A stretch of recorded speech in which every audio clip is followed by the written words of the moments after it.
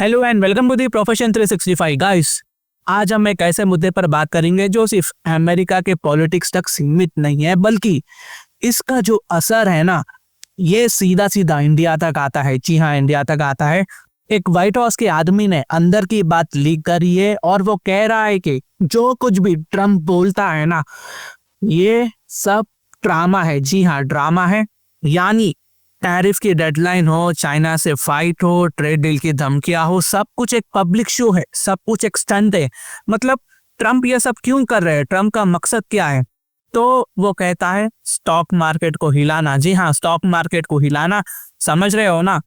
पहले इमोशंस के साथ खेलो, मार्केट को हिलाओ, पैनिक क्रिएट करो, फिर खुद अपने आदमियों के साथ मिलकर पैसा कमाओ। जी हाँ, देखो यूजुअली अगर आप ध्यान से देखोगे, ट्रम्प ना हमेशा फ्राइडे, सैटरडे या संडे रात को या स्टॉक मार्केट बंद होने के टाइम बहुत बड़ी ट्वीट डालते हैं। ठीक है, जैसे चाइना मेरी नहीं सुन रहा है, मैं 2000% टैरिफ डाल दूंगा। फिर मंडे आता है और मंडे के दिन सुबह मार्केट हिल जाती है, गिरता तो भी है या फिर ये ऊपर तो भी जाता है, पर फर्क पड़ता है दोस्तों।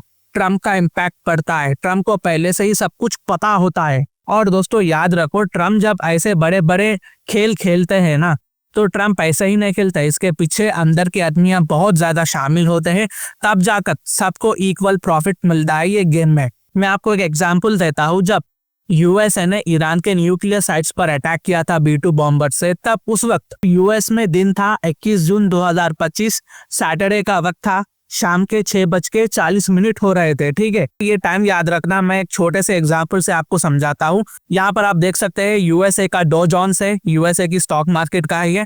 ट्रम्प ने बेसिकली स्टॉक मार्केट बंद होने के बाद अटैक किया था। ठीक है, 21 के दिन अटैक किया था, 21 जून यहाँ पर आप देख सकते हैं। फिर जैसा ही मार्केट 23 जून को ओपन होती है ना अमेरिका में, एकदम से बुम हो जाता है इस मार्केट में। यहाँ पर आप देख सकते हैं एकदम से बुम हो रहा है। अगर मैं नैस्डैक की भी बात करूं तो 21 के दिन मार्केट बंद होती है और फिर 23 के दिन अचानक से बहुत बड़ा हमें बूम देखने को मिलता है। बेरास अगर आप इंडिया की बात करो तो इंडिया में एक बहुत बड़ा डाउनफॉल हमें देखने को मिला था। उसके बाद मार्केट प्लस माइनस में थी। ठीक है, करेक्शंस में जा रही थी।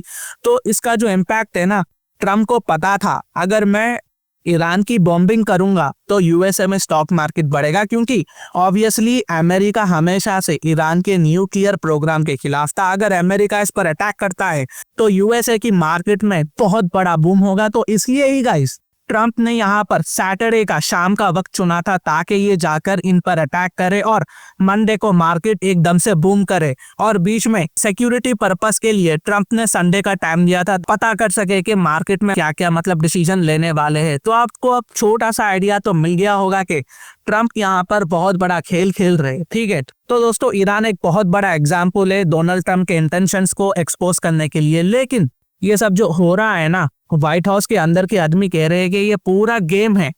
सिर्फ ट्रम्प ही नहीं, उसके आसपास के लोग भी इसका फायदा उठा रहे हैं। और भाई ये सिर्फ यूएस का प्रॉब्लम नहीं है, ठीक है, ये इंडिया का भी डायरेक्ट प्रॉब्लम है। इंडिया पर भी ये डायरेक्टली इफेक्ट हो रहा है, क्योंकि हमारी भी स्टॉक मार्केट इसकी वजह से क्रैश हो चुकी है। कई बार, न जाने कितने बार हुआ है हमारे साथ, हमको नहीं पता। लेकिन ये जो गेम है ना कहीं अब हमें समझना पड़ेगा। ट्रम्प ने रिसेंटली 12 कंट्रीज को चिट्ठी लिखी थी, इंडिया भी इसमें शामिल था। और ट्रम्प ने कहा कि 1 अगस्त तक मान जाओ, वरना हम तुम पे टैरिफ मार देंगे। इंडिया में भी इस पर बहुत ज्यादा पॉलिटिक्स चल रही है। अपोजिशन लीडर राहुल गांधी भी बोल रहे हैं कि करंट गवर्नमेंट ट्रम्प के प्रेशर में आ जाएगी। पर अब व्हाइट हाउस का इनसाइडर ही बोल रहा है कि ये डेडलाइन फेक है। तो क्या हम लोग को इतना स्ट्रेस लेना चाहिए? क्या हमको ये रियलिस्टिक लेना चाहिए? ये गवर्नमेंट के लिए बहुत बड़ा रिस्की स्टेप है दोस्तों। ठीक है, अब दोस्तों जरा ये इमेजिन करिए, ट्रम्प ट्रेड वॉर के नाम पे एक पॉलिटिकल ड्रामा कर रहे हैं, तो इसका सबसे बड़ा नुकसान किसको होगा? आम लोगों को, आम जनता को, मुझे होगा, आपको होगा, आम सिटीजन्स को होगा। जो स्टॉक मार्केट में इन्वेस्ट करता है, जो पैनिक में अपने पैसे निकाल लेता है, जो फेक डेडलाइंस के चक्कर में डिसीजंस गलत ले लेता है, और एंड में ना नुकसान किसका होता है? मेरा होता है, आपका होता है, आम सिटीजन्स का होता है। तो ये सिर्फ यूएस की बात नहीं है, ये एक ग्लोबल मैनिपुलेशन गेम है दोस्तों, और इंडिया को भी इसका काउंटर करना ही चाहिए। और दोस्तों सवाल यहाँ पर ना अमेरिका पर नहीं है, सवाल यहाँ पर ट्रम्प पर भी उठना चाहिए। इतना बड़ा कंट्री का प्रेसिडेंट, सुपर पावर कंट्री का प्रेसिडेंट अगर स्टॉक मार्केट के साथ मैनिपुलेट करे सिर्फ अपनी इमेज बनाने के लिए या पैसा कमाने के लिए, तो दुनिया भर की लोगों की इन्वेस्टमेंट, मैं सिर्फ अमेरिका की बात नहीं कह रहा हूँ, ठीक है ना, मैं दुनिया भर की इन्वेस्टमेंट की बात कर रहा हूँ। उसमें रशिया आता है, उसमें इंडिया आता है, उसमें चाइना आता है, उसमें सऊदी आता है, उसमें यूएई आता है। हर किसी को इसका इम्पैक्ट होगा दोस्तों। यहाँ पर सिर्फ यूएस पर नहीं होगा, हर देश पर होगा, पूरी दुनिया पर होगा। तो दुनिया भर की लोगों की इन्वेस्टमेंट, उनका फ्यूचर, उनका पैसा, उनका स्टेक्स सब रिस्क पे आ गया है, क्योंकि ट्रम्प ने गिरोनी हरकत की है। यहाँ पर एक गलत मूव की वजह से सबको इसकी कीमत चुकानी पड़ रही है दोस्तों। तो दोस्तों आपकी क्या राय है मुझे कमेंट में जरूर बताएं। आपकी क्या राय है व्हाइट हाउस के काम करने वाले आदमी की जो ये इन्फॉर्मेशन को लीक करा है? आप क्या कहना चाहता है मुझे कमेंट में जरूर बताएं। तो ये कुछ अपडेट्स थी जो मैंने आप तक लाया है। अगर मेरी वीडियो इन्फॉर्मेटिव दिखे तो इंटरनेशनल अफेयर्स के लिए आप मेरे चैनल को सब्सक्राइब कर सकते हैं।